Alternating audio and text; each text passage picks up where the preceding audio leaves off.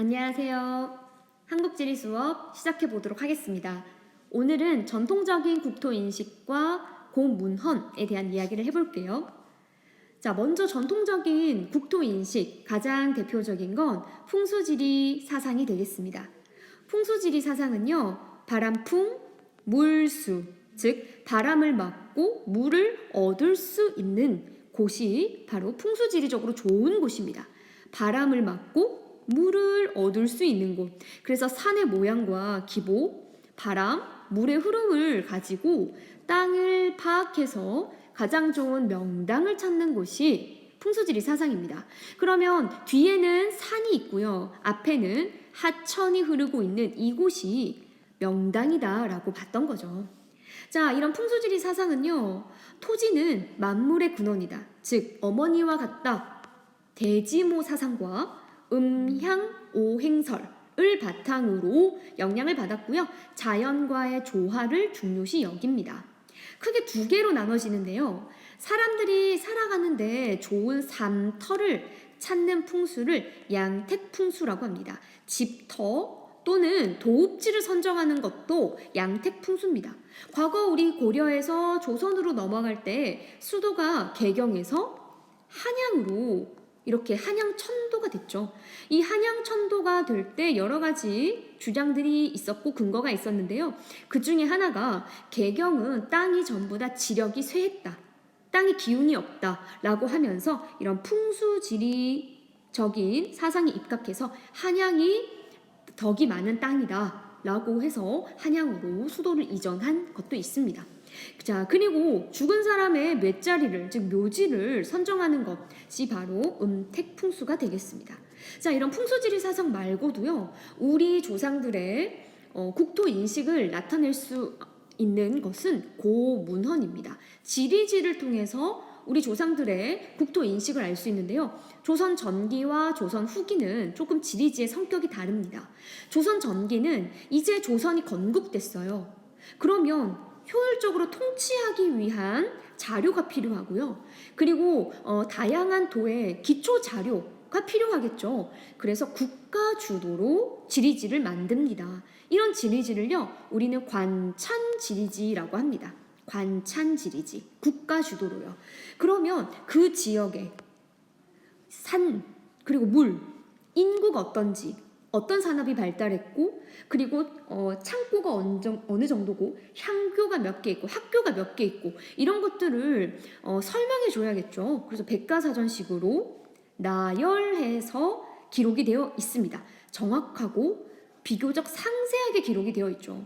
대표적으로 세종실록 지리지, 신증, 동국여지, 승람이 있습니다. 자, 이게 조선 전기의 대표적인 지리지입니다. 바로 원주에 대한 설명인데요. 원주의 역사, 토산, 그리고 학교, 향교와 관련된 이야기겠죠. 창고, 이러한 내용들이 백과사전식으로 나열이 되어 있죠. 그래서 이러한 특징이 있고요. 두 번째는요. 조선 후기는요. 당시 실학사상이 영향을 받고 그리고 우리 국토에 대해서 개인적인 관심이 늘어납니다. 그러면서 실학자들을 중심으로 지리지가 만들어지기 시작했는데요. 이를 사찬지리지라고 합니다. 자, 그러면 실학자가 어떤 자기가 관심 있는 주제에 대해서 서술을 하겠죠. 그리고 이거에 대해서는 자신의 생각을 개입을 합니다. 그래서 주관적인 관점으로 지리지를 작성을 했습니다. 가장 대표적으로요. 이 중 안에 택리지가 있습니다. 자, 먼저 이거는요, 영월 지역과 관련된 이야기인데요. 영월, 이렇게 백과사전식이 아니라 영월 지역에 대한 내용들이 서술되어서 작성되었다는 게 가장 큰 특징 중에 하나입니다. 자, 아까 우리 조선 후기의 가장 대표적인 지리지 뭐였죠? 이 중 안에 택리지입니다. 이거는 정말 중요해요. 자, 택리지는요, 현지 답사를 기초로 한 조선 후기 대표적인 지리지고요. 아까 앞에서 본 것처럼 설명식으로 서술이 되어 있습니다. 이 택리지는요, 말 그대로 택한다. 뭘 택하냐? 내가 살 곳을 택하는 거예요. 그래서 살기 좋은 곳의 입지 조건과 우리나라 지역의 특성을 기술했습니다. 총 4파트로 되어 있어요. 네 파트. 자, 첫 번째는요, 사민총론입니다. 그래서 사, 선비, 민, 그리고 공, 상, 이렇게 네 개의 사회 계급으로 구분을 하고요. 그 중에서도 사대부, 즉 선비를 중심으로 쓰여 있습니다. 팔도 총론은요, 우리나라를 총 몇 개로 나눴다? 8개의 도로 나눴습니다.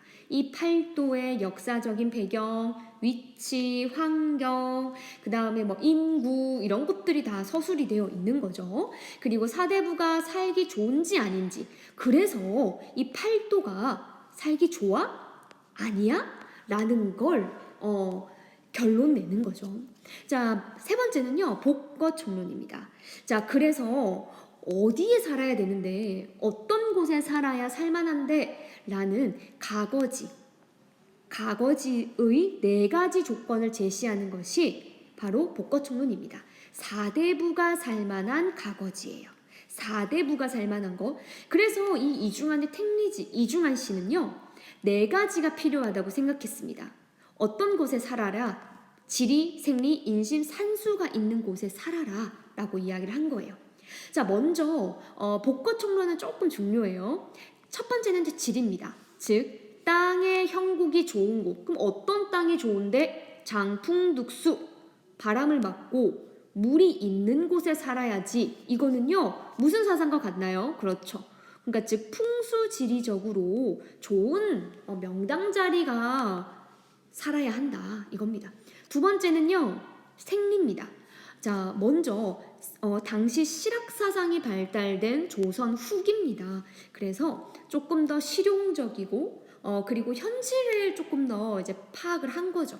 생계 유지가 좋고요. 재물이 풍부하고요. 땅이 기름져서 농사가 잘 되고 교역이 활발한 이런 곳에 살아라 라고 한 겁니다. 자, 그래서 풍수지리에만 좋은 게 아니라 땅이 생계 유지가 되는 것도 필요하다. 둘 다 필요하다고 생각합니다. 자, 그리고 세 번째는요, 올바른 풍속을 가지고 있는 곳, 관습이 좋은 곳. 즉 풍속이 옳지 못하면 나와 나의 자식들한테도 나쁜 관습이 물든다. 그러니까 좋은 마을의 풍습을 가지고 있는 곳을 살아라. 마지막으로는요, 자연경관이 좋은 곳, 즉 반나절쯤 걸어가서 경치가 좋고 아름다운 산수를 볼 수 있는 곳에 살아라 라고 해서 이 4가지가 모두 있는 곳을 가거지로 정해라 라고 쓰여있는 책이 풍수지리, 아니 택리지가 되겠습니다. 택리지예요. 자, 그러면 여기까지 오늘 내용을 배워보도록